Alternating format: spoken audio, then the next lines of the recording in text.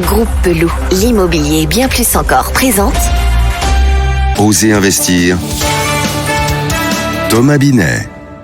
Nous retrouvons maintenant Bernard Cadot dans Osez investir logement pour son interview d'un professionnel de l'immobilier. Bonjour Moïse Vergeot, vous êtes agent immobilier Orpi à Nice.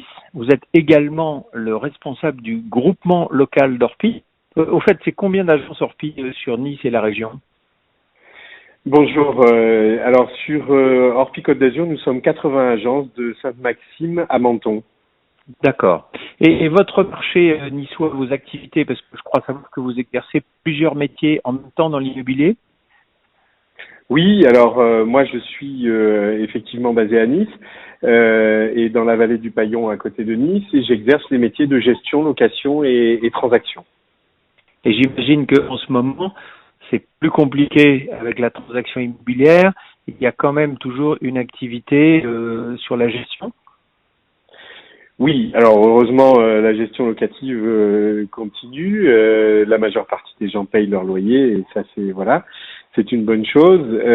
En revanche, effectivement, en transaction, c'est à l'arrêt puisque les visites sont interdites. La location et la transaction sont arrêtées. Pour l'instant, les équipes sont à la maison. Et vous n'arrivez pas à signer des actes authentiques parce qu'il y a une ordonnance qui autorise maintenant les notaires à réaliser des transactions par voie digitale pure et numérique. Est-ce que vous y arrivez avec les notaires de votre ville ? Je vais pas dire qu'on signe tout, mais on a signé, oui, quelques actes depuis le confinement, depuis un mois. Dans mon agence et dans les autres agences du GIE. On signe également quelques compromis grâce à la signature électronique mise en place depuis quelques années maintenant par Orpi. Voilà, donc on essaye de maintenir une activité, mais qui est bien en deçà d'habitude.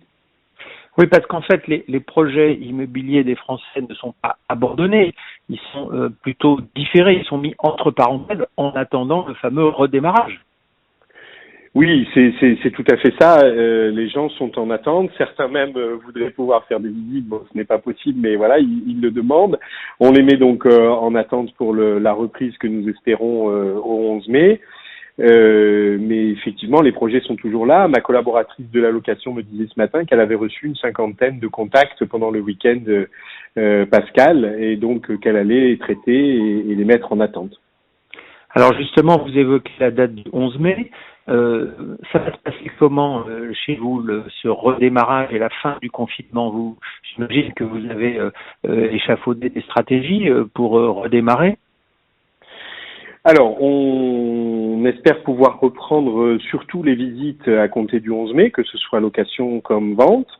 Les agences en pied d'immeuble pourront peut-être être réouvertes, mais ça, on n'en a pas la certitude.